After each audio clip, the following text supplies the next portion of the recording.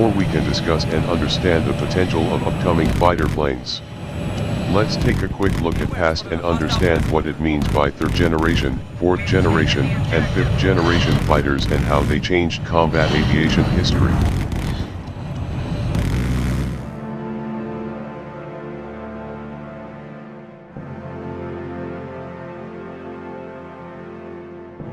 When Wright brothers took off for first time, it didn't took long for aerial combat planes to develop.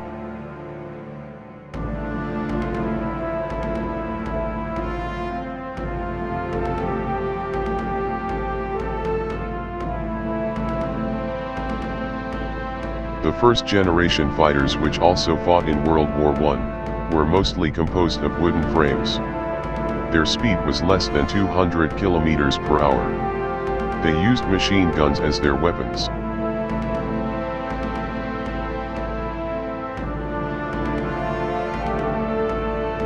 By World War II, first-generation fighters became highly sophisticated. They used metallic frames and could go faster than 600 kilometers per hour.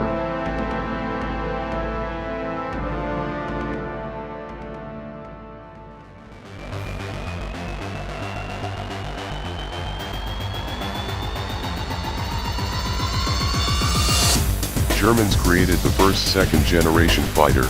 They were jet-powered, which could reach 900 kilometers per hour and proved to be devastating.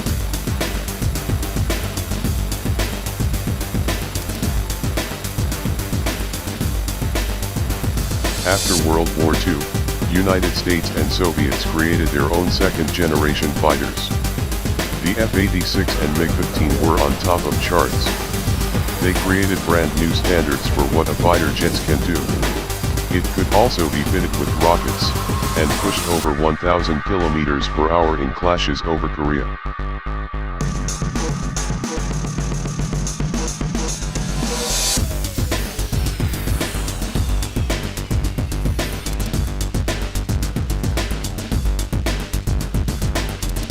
In 1960s, the world's first third-generation fighters came to service. Top of the charts were F-4 Phantom and MiG-21. It had weapons and electronics like never before seen.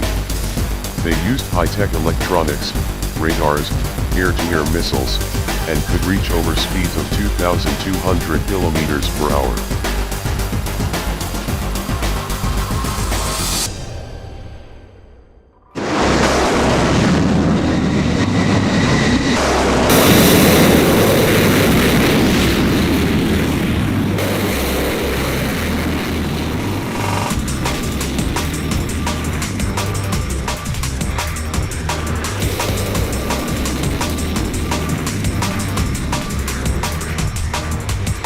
Later on, fourth-generation fighters came to service in 1970s and 80s, such as the F-14, F-15, Su-27. They used computer-aided electronic suites, computer-aided controls, computer-guided long-range missiles, electronic warfare abilities.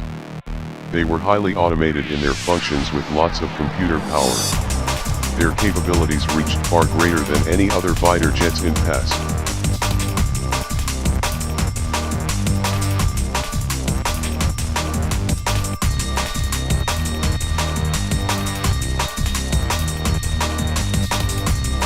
Just as F-15 became operational, US spy satellites picked up images of Soviet air base where they found new fighter jets being developed.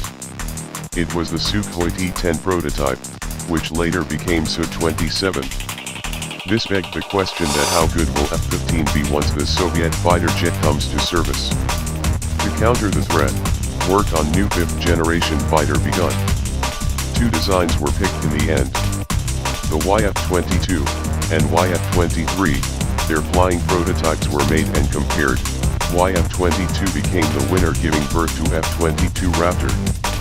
Later on, work on JSF program also began in 1995, which gave birth to F-35.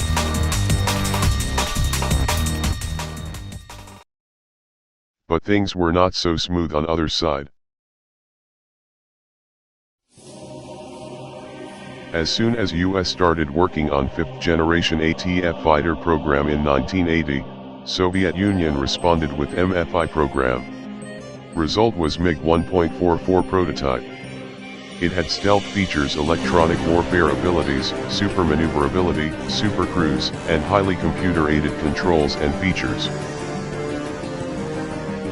Along with new 5th generation MiG, Soviets were also testing on Yak-141 VTOL prototype. And later on Sukhoi started testing Su-47 prototype in 1997.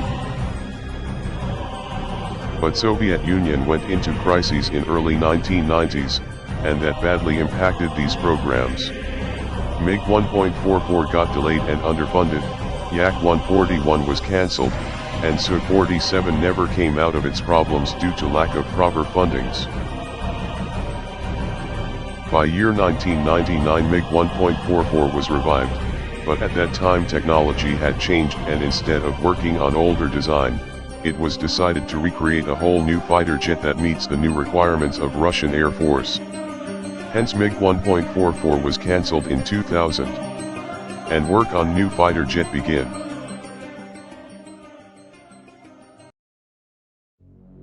In early 2000, Russia has Su-27 as a heavy air superiority fighter, and MiG-29 as light multi-role fighter. A similar pair was needed again, but financial restraints didn't allow the creation of two fighter jets. To address the situation, in 2001 it was decided to focus all of efforts in creation of one ultimate fighter that can outperform any fighter jet that are in service and under development. Hence the project PAK-FA was born, where the fighter plane must have the following abilities with no compromise. Super maneuverability. Cruise supersonic flight without afterburner. Low radar cross-section or stealth. Must be able to engage aerial and ground targets effectively.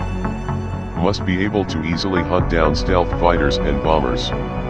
In 2002 Sukhoi, Mikoyan, and Yakovlev submitted their designs, and Sukhoi was chosen as the winner on PAK-FA competition. Sukhoi started working on its new fighter. It was a difficult task to create such an efficient fighter that can do so many things alone. In 2009, first working prototype was made. By April 2016 it completed all of its tests successfully and was given green light for mass production, and work on its manufacturing plant started. Now, as we know how fighter jets have evolved, we can better guess what these future fighter jets will deliver.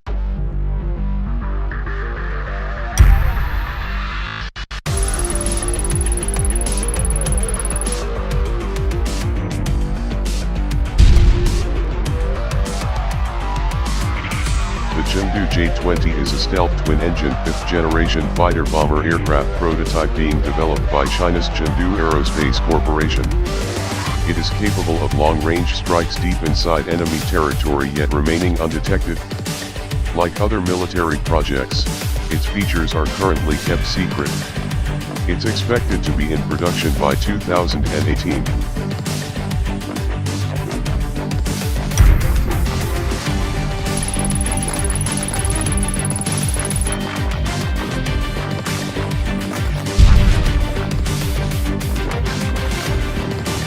TFX is a twin-engine all-weather 5th generation Turkish air superiority fighter jet being developed by Turkish Aerospace Industries. The aircraft is slated to replace the Turkish Air Force's F-16S and is being planned to be offered to foreign air forces as well. The project is one of many ongoing high-profile military projects in Turkey as a goal of self-reliance and self-production. It's currently in initial stages of development and not much is known about this aircraft.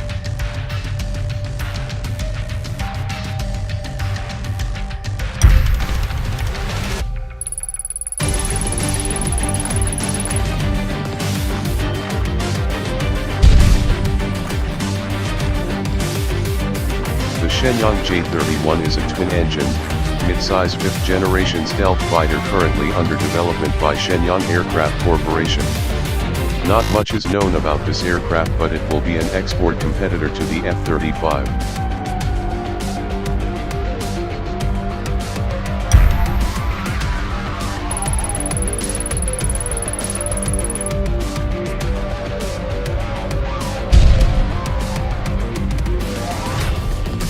F/A-XX is a development and acquisition program for a future air superiority fighter to replace the United States Navy's F/A-18EF Super Hornet beginning in 2030. Its manufacturer is not yet chosen. Contract will be awarded to company with best prototype after competing them in various tests.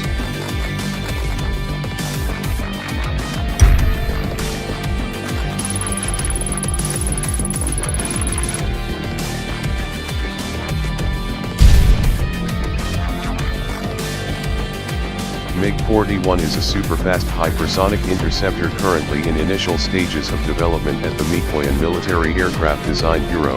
A working prototype may be ready already within the next couple of years with mass production scheduled to begin before 2030. Everything about this plane, just like with all top modern military projects, remains classified. It is intended to replace the MiG-31 interceptor as it ends its service after 2030.